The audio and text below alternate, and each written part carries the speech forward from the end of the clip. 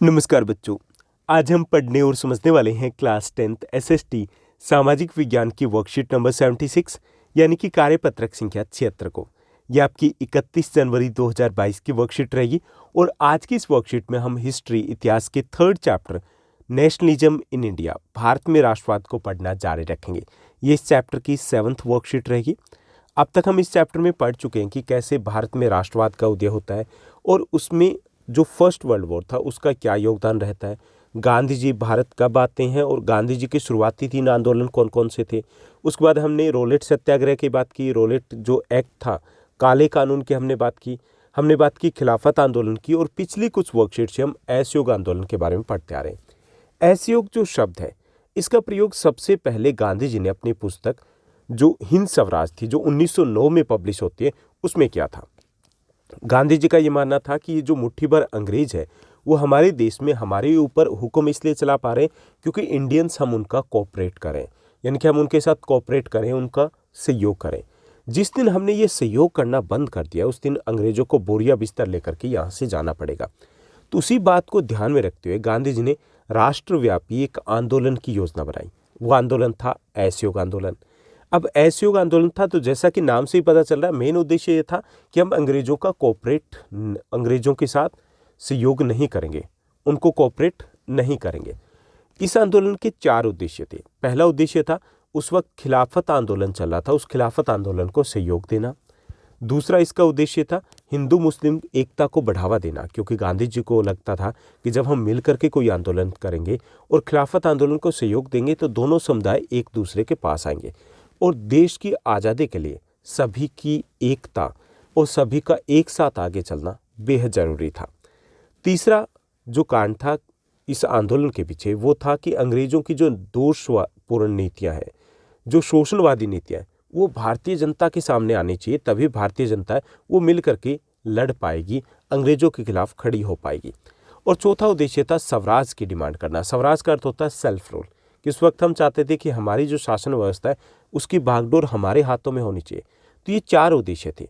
इन्हीं उद्देश्यों के साथ जो कांग्रेस पार्टी उसने दिसंबर में जो कांग्रेस का अधिवेशन होता है नागपुर में, उसका प्रस्ताव पारित किया कि हम एक राष्ट्रव्यापी आंदोलन की शुरुआत करेंगे। और इस आंदोलन की शुरुआत होती है जनवरी 1921 में। इसलिए जब इसको लिखा जाता है तो 1920-21 लिखा जाता है, क्योंकि डिसीजन लिया था 1920 में और शुरुआत हुई थी 1921 में। तो जो हमारी पिछली कुछ वर्कशीट थी, वर्कशीट नंबर 74 या 75 की बात करें तो उसमें हमने असहयोग आंदोलन के शहरी क्षेत्र में और ग्रामीण क्षेत्र में लोगों की भागीदारी के बारे में पढ़ा था। पिछली जो हमारी वर्कशीट थी उसमें हमने बात की थी कि कैसे अवध के जो किसान थे उन्होंने असहयोग आंदोलन में भाग लिया, कैसे आंध्र प्रदेश के गोडेम हिल्स के जो आदिवासी लोग थे उन्होंने भी असहयोग आंदोलन में भाग लिया। हालांकि सबके उद्देश्य अलग अलग थे। आज की इस वर्कशीट की बात करें तो हम असहयोग आंदोलन की कुछ और घटनाओं की बात करेंगे और ये भी समझेंगे कि असहयोग आंदोलन की समाप्ति क्यों हुई और उसके बाद क्या होता है, किस तरीके से हम एक और आंदोलन की तरफ आगे बढ़ते हैं। तो चलिए शुरुआत करते हैं आज की इस वर्कशीट की। सबसे पहले हम बात करेंगे बागानों में स्वराज की। बागान मतलब जो चाय के बागान थे, असम के बागान थे, तो वहाँ पर भी जो मजदूर थे बढ़ चढ़ के पूरे जोश के साथ उन्होंने असहयोग आंदोलन में एनसीएम में नॉन कोऑपरेशन मूवमेंट में भाग लिया था। लेकिन जैसे कि किसानों के साथ हुआ था, अवध के किसानों के साथ, या जो आदिवासी लोग थे उन्होंने जो भाग लिया था कि वो बढ़ चढ़ के भाग तो ले रहे थे लेकिन स्वराज का अपना ही मीनिंग निकाल लिया था। ऐसा ही कुछ यहाँ के बागानों के श्रमिकों के साथ हुआ था। महात्मा गांधी के विचारों और स्वराज की अवधारणा के बारे में मजदूरों की अपनी समझ थी, यानी कि उन्होंने स्वराज का अपना अर्थ निकाला था। असम के जो बागानी मजदूरों के लिए आज़ादी का मतलब ये था कि वे उन 4 दीवारियों से जब चाहे आ जा सकते हैं जिसमें उनको बंद करके रखा गया था। उनके लिए आज़ादी का मतलब था कि वे अपने गाँव से संपर्क रख पाएंगे। उनके लिए आज़ादी का मतलब यानी कि स्वराज का मतलब ये था कि उन्हें स्वतंत्रता मिल जाएगी, बागान से जब चाहेंगे वो जा सकते हैं, जब चाहे वो आ सकते हैं। उनके लिए स्वराज का मतलब ये था कि वो अपने गाँव वापस लौट पाएंगे। उनके लिए स्वराज का मतलब ये था कि उनको गाँव में उनकी भूमि वापस मिल जाएगी। उनके लिए स्वराज का मतलब है ज़मीनों का दोबारा से बंटवारा होगा। यानी कि उनके लिए स्वराज का बस इतना सा मतलब था। देश की आज़ादी, अंग्रेज़ों के देश से जाने से उनको कोई मतलब नहीं था, क्योंकि उनकी अपनी एक विचारधारा थी, स्वराज को लेकर के अपनी एक समझ थी। 1859 के इनलैंड इमिग्रेशन एक्ट के तहत जो हम पहले की अगर बात करें तो 1859 में इनलैंड इमिग्रेशन एक एक्ट बना था। उस एक्ट के तहत बागानों में काम करने वाले मजदूरों को बिना इजाज़त बागान से बाहर जाने की छूट नहीं होती थी। यानी कि एक एक्ट आया था और उस एक्ट के तहत इन बागान के मजदूरों को जब काम पर रखा जाता था तो उसमें एक कंडीशन होती थी कि आप बिना परमिशन के बागानों से बाहर नहीं जा पाओगे। और हालांकि कहा तो यह गया था और परमिशन दी नहीं जाती थी। इसका मतलब क्या था कि वो कभी भी वापस नहीं लौट सकते थे। एक तरीके से वो बंधुआ मजदूर बन करके रह गए थे। तो जब उन्होंने असहयोग आंदोलन के बारे में सुना तो हजारों मजदूर थे वो अपने अधिकारियों की अवहेलना करने लग गए। उन्होंने बागान छोड़ दिए और अपने घर को चल दिए। उन्हें लगता था कि अब गांधी राज आ रहा है, इसलिए अब हर एक को गांव में ज़मीन मिल जाएगी, लेकिन वे कभी भी अपनी मंजिल पर नहीं पहुंच पाए।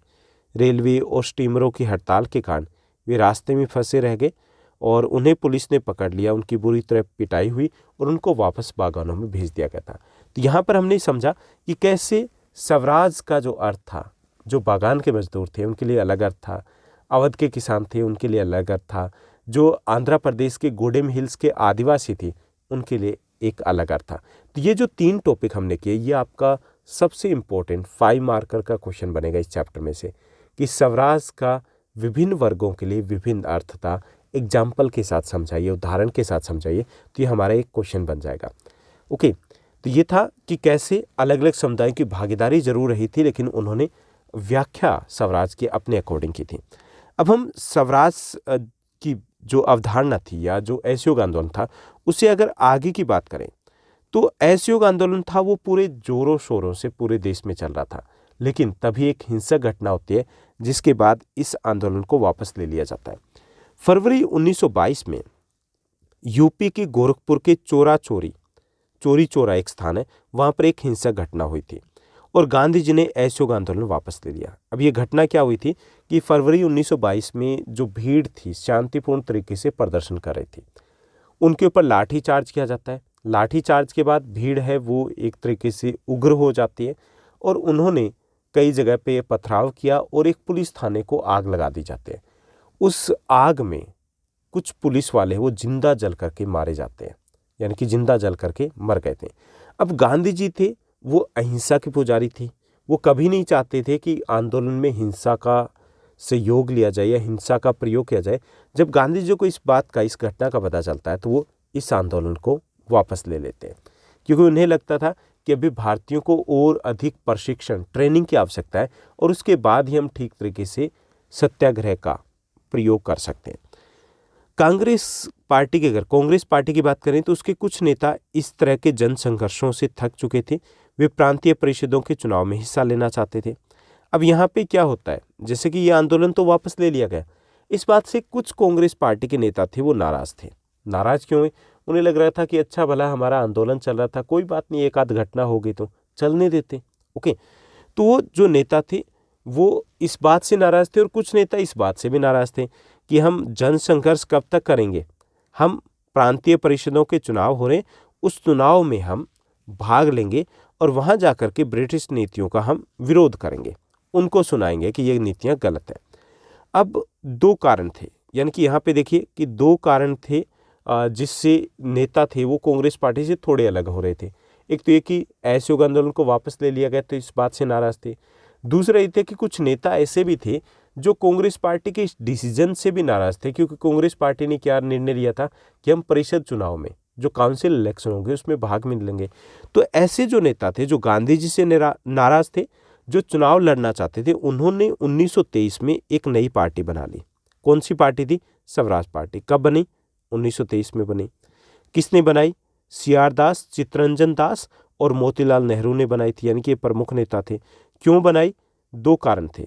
एक तो ये कि गांधी जी के असहयोग आंदोलन वापस लेने के निर्णय से नाराज थे और दूसरा ये चुनाव लड़ना चाहते थे, जबकि कांग्रेस पार्टी पहले ही चुनाव का बहिष्कार बॉयकॉट कर चुकी थी।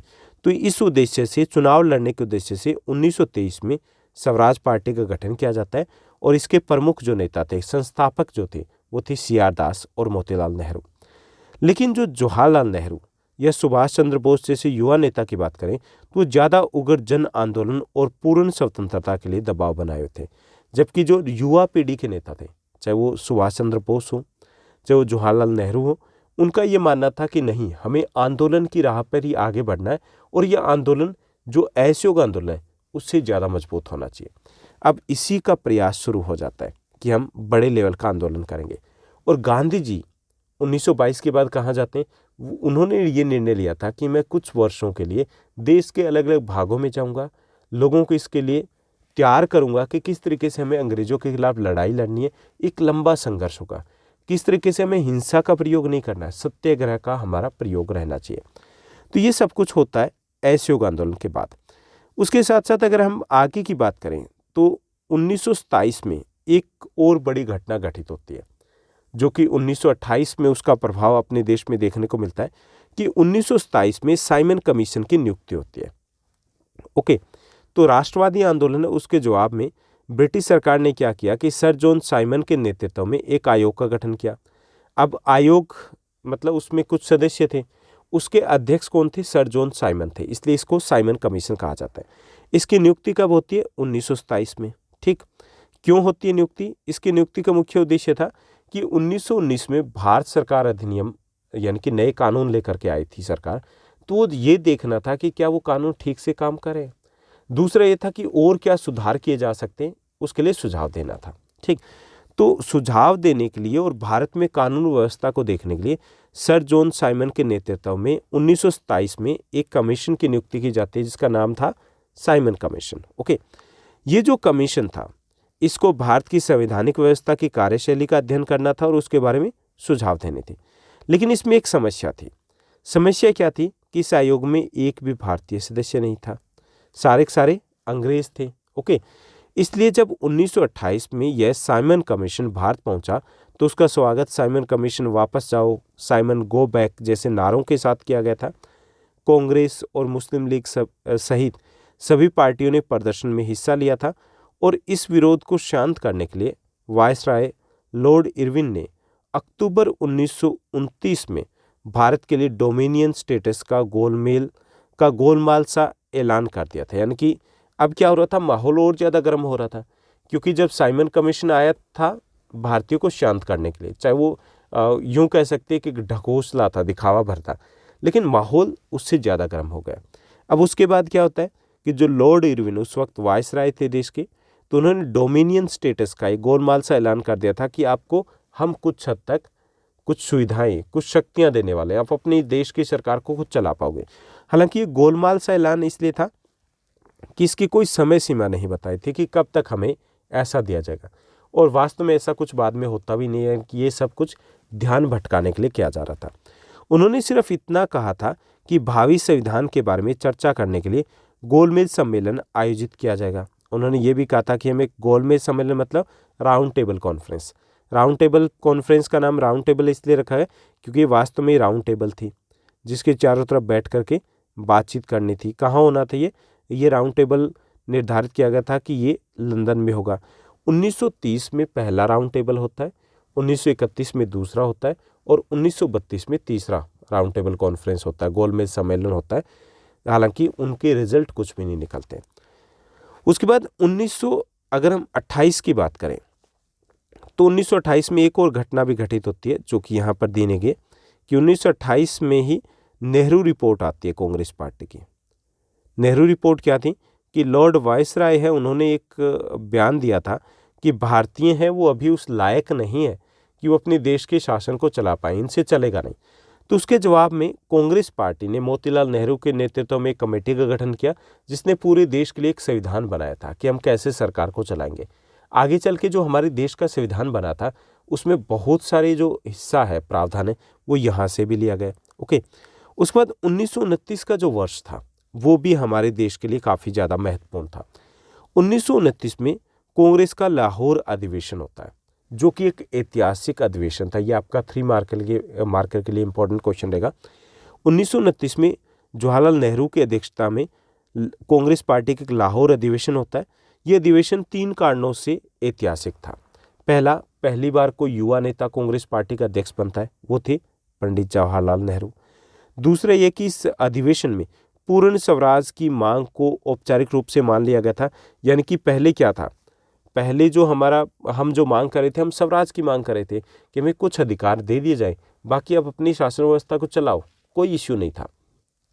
अब हमने क्या कहा, हमने कहा कि हमें कंप्लीट इंडिपेंडेंस चाहिए, यानी कि ना उससे कम ना उससे ज़्यादा, हमें पूरी इंडिपेंडेंस चाहिए, यानी कि अंग्रेज़ों को यहाँ से जाना होगा और कोई किंतु परंतु नहीं रहेगा।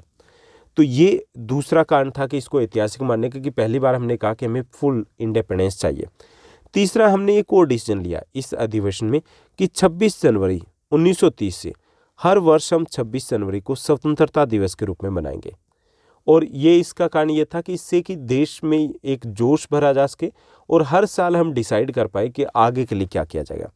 और ये जो 26 जनवरी का दिन था, जब 1930 से हमने इसको स्वतंत्रता दिवस के रूप में मनाना शुरू किया था, उसके बाद ये दिन हमारी देश की आज़ादी की लड़ाई में सबसे महत्वपूर्ण दिन रहा है।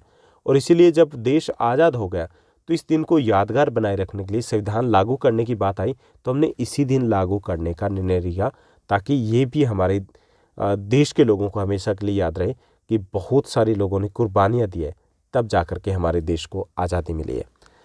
तो ये थी हमारी आज की वर्कशीट, जिसमें काफ़ी सारे टॉपिक्स थे जिनको कवरअप कर लिया गया, हौच पौच सा कर दिया गया। अगर कुछ कम टॉपिक होते तो ज़्यादा बेटर रहता।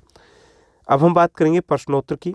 आज की इस वर्कशीट में हमें 2 आसान से प्रश्न दिए गए। पहला जो हमारा क्वेश्चन है कि असहयोग आंदोलन में बागानी मजदूरों की भागीदारी पर हमें एक संक्षिप्त सा नोट लिखना है। ओके।